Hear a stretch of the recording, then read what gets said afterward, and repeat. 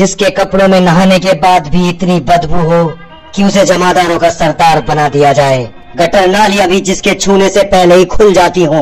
ऐसे जमादार की मृत्यु गटर में फिसलने से कैसे हो सकती है? बांस की फच्चक और लोहे के डंडे से भी घातक है काई की फिसलन। काई? किसने जमाई वो काई?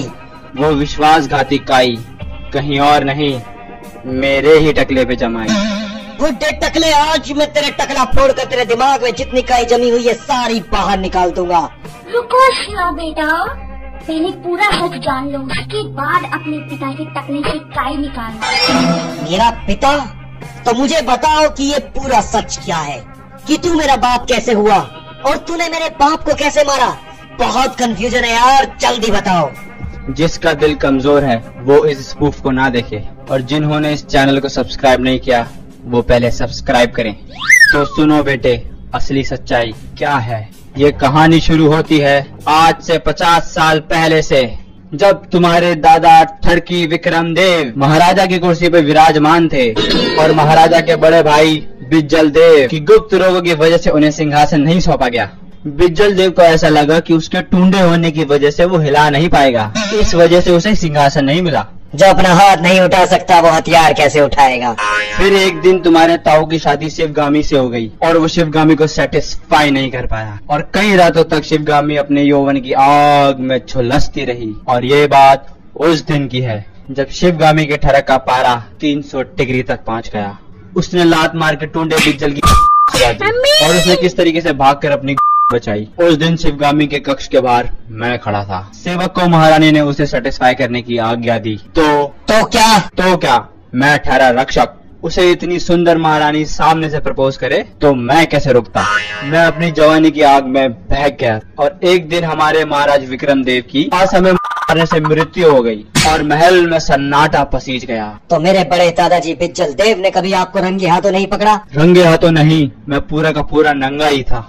होली पे जब मैं शिवगामी की चोली पे अपनी लगा रहा था तो बिज्जल देव ने देखा और वो ये बेइज्जती बर्दाश्त नहीं कर पाया और उसने अपना पूरा जीवन त्याग में लगा दिया। त्याग मतलब? त्याग मतलब यानी जवानी शुरू कर दी। क्या मेरे दादाजी तो निकले? अभी से मत रो बेटा, अभी तो बहुत कुछ सुनना और सहना बाकी है। और फिर महारानी शिवगामी मजाक में प्रेग्नेंट हो गई और फिर वो मुझे हाथ भी नहीं लगाने देती थी। तब मेरी नजर महाराज विक्रम देव की पत्नी पर पड़ी, जिनके पति की ऐसे मारने से मृत्यु हो गई थी। हाँ वो मुझे अपने यौवन से लुभाने लगी। मैं एक बार फिर बहक गया और वो बड़ी भी प्रेग्नेंट हो गई। अब तूने मेरी दोनों दादियों को प्रेग्नेंट कर दिया? हाँ, शिवगामी ने जन्म दिया भल्लाल देवा को और वहीं पर महारानी ने जन्म दिया बाहुबली को। दोनों ही युवराज चुने गए। साले दोनों ही मेरी नाजायज औलाद थे। यहाँ तक की कहानी तो हम पार्ट 1 में देख चुके हैं, तुम आगे बताओ। आगे ऐसा हुआ था कि हमारी काल के पर विजय के पश्चात हमारे राज्य के दक्षिण में स्थित कुंदल राज्य की रानी देवसेना हमसे मैत्रिक संबंध स्थापित करने के प्रयोजन से पधार रही है और हमने भल्लाल के लिए उसके साथ विवाह की बात भी कर ली है। तो बाहु, रानी को वर्जिन ही महल में लाने का प्रबंध करो और बाहु तुम उसे खुद ही लेने जाओगे।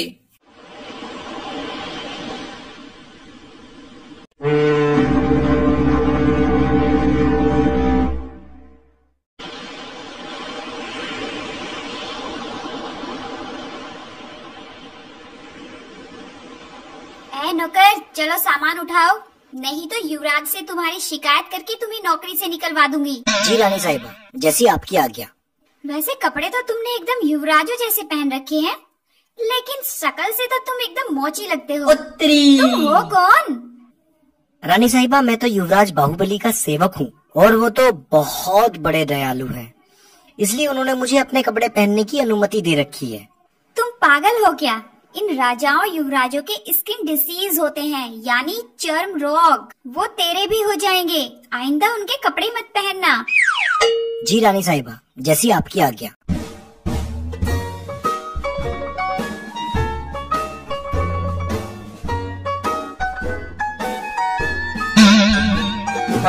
मेरे पास एक ही था बहन की घोड़ी। I'm sorry, I love you। अच्छा एक बात बता, तू राजा और युवराजों से इतनी क्यों चिढ़ती है? लगता है तू सचमुच रानी नहीं है, चपरासन है तू। चुप करो, कोई सुन लेगा। मैं तो सचमुच में चपरासन हूँ और रानी वो है जो मेरे पीछे है। उनकी सेटिंग नंदू पान वाले से चल रही है, इसलिए उन्होंने मुझे रानी की एक्टिंग करने को कहा। और अगर कहीं तुम्हारा राज खुल गया तो? कैसे खुलेगा राज? अभी देखते हैं। रानी साहिबा, आपको आने में कोई तकलीफ तो नहीं हुई? नहीं महारानी जी, मुझे कोई तकलीफ नहीं हुई। युवराज बाहुबली, हमने आपको जैसा कहा था आपने वैसा ही किया। उसके लिए हम रानी देवसेना को आपकी निगरानी में छोड़ते हैं। उन्हें कोई तकलीफ नहीं होनी चाहिए और हम डिनर पर इनके पिताजी से लाइव चैट करके शादी के बारे में कुछ डिस्कशन करेंगे।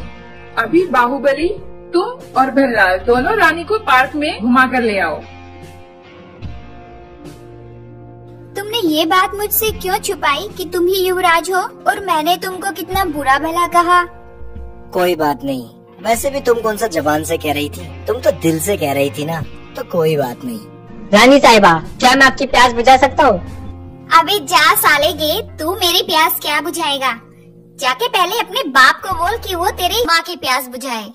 तेरी मुझसे शादी होने वाली है और तेरी इतनी जुर्रत कि तू मेरे और मेरे खानदान का मजाक उड़ाती है। बाहू, आज रात ये मुझे मेरे बिस्तर पे चाहिए। पर दादा, आप अपने बिस्तर पे आखिर इसका करेंगे क्या? मैं करेले पे चढ़ा के इसका काम करूँगा। ओह भाई, ऐसा करते हैं, इसे माँ के पास लेके चलते हैं और माँ ही को फैसला करने दो कि इसके करेला जाएगा या कटहल। बाहू, तुम कहते हो तो ठीक है, नहीं तो मैं कटहल के साइज का लेने जा रहा हूँ। माँ, इसने आपकी और बाबा की बेइज्जती की है। क्या? इसकी इतनी हिम्मत? और माँ, ये कुंदन राज्य की रानी भी नहीं है, ये तो चपरासन है। ये तुझे कैसे पता? इस प्रूफ की स्क्रिप्ट पहले ही इंटरनेट पे लीक हो चुकी है। तो फैसला हो गया, इसे सजा मिलेगी। माँ रुको माँ, मैं इससे प्यार करता हूँ माँ। बाहू, तुम जानते हो ना, इसने तुम्हारे बाबूजी और मुझे, हम सबको कितने अपशब्द कहे हैं। माँ मान जाओ ना माँ, प्लीज। बाहू, तुम होने वाले राजा हो और तुम एक चपरासन के लिए? थू है तुम पर। माँ, मैं इससे बहुत प्यार करता हूँ माँ। बाहू, तुम्हें इसकी चू के सामने हमारा मुंह भी नहीं दिखाई दे रहा है। उत्तरी। तो ठीक है, तुम अगर इसे पसंद करते हो तो तुम्हें ये राज्य और अपना परिवार, ये ऐशो आराम सब छोड़कर इसे अपनाना होगा। क्या तुम तैयार हो? ठीक है माँ, मैं इसके साथ कहीं भी रहने के लिए तैयार हूँ। जिंदगी झंड बा, फिर भी घमंड बा। फटे तो फटे, पर रेपुटेशन ना घटे। मैं राजा बनने वाला था, अब यहाँ घास खोद रहा हूँ। मेरे से बड़ा कौन होगा? बाहू, बाहू कहाँ मर गया?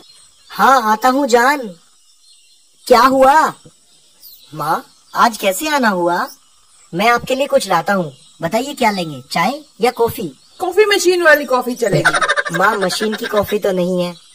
तुम दोनों का खत्म हो गया हो तो मुद्दे की बात पर आए। हाँ, क्यों नहीं। बाहू, कालके के बेटे ताल कटोरा ने माहेशमती पर आक्रमण की रणनीति बना रहा है और वो कभी भी हमला कर सकता है। तुम्हें तो पता है कि भल्लाल इस युद्ध को तुम्हारे बिना नहीं जीत सकता। माँ, 9 महीने हो गए हैं किसी से लड़े हुए। तलवार से सिर्फ पेड़ पौधे काटता हूँ और यहाँ पर मेरी बीवी की रक्षा कौन करेगा? माँ, अभी मैं बाप बनने वाला हूँ। देवसेना के पास मैं रुकती हूँ, तू जा ताल कटोरा से युद्ध कर।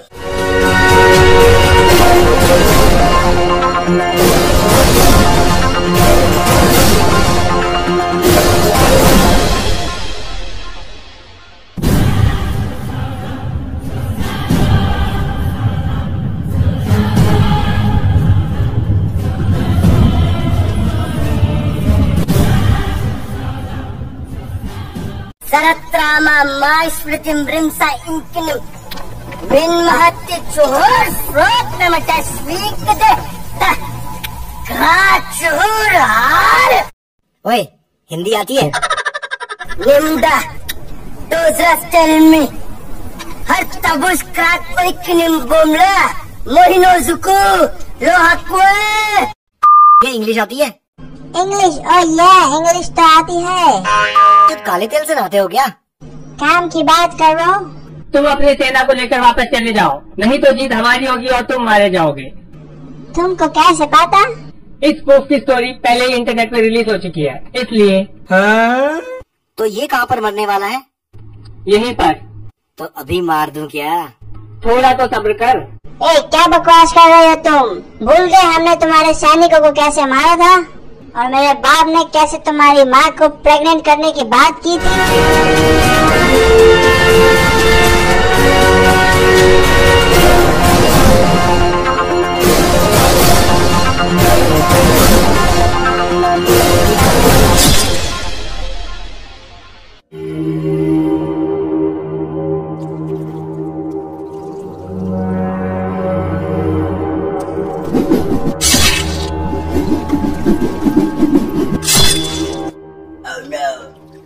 वाह कटप्पा वाह, क्या अच्छा काम किया है तुमने।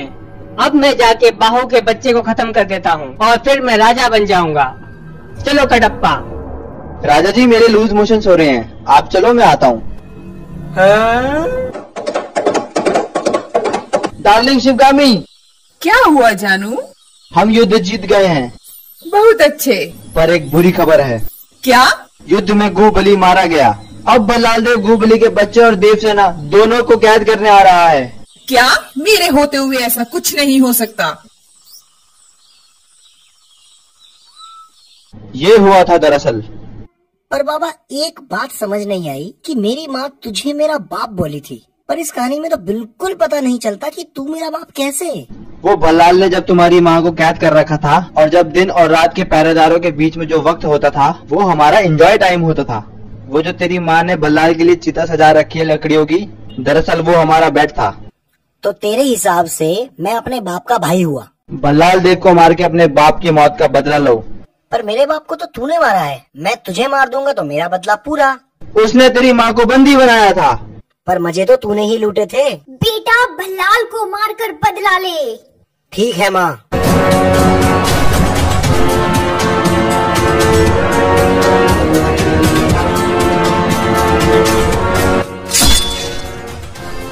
अब मैं राजा बनूंगा। चुप बे, जब मुर्गा छाप पटाखों से फटती हूँ तो तोप की सलामी लिया करते। और हाँ,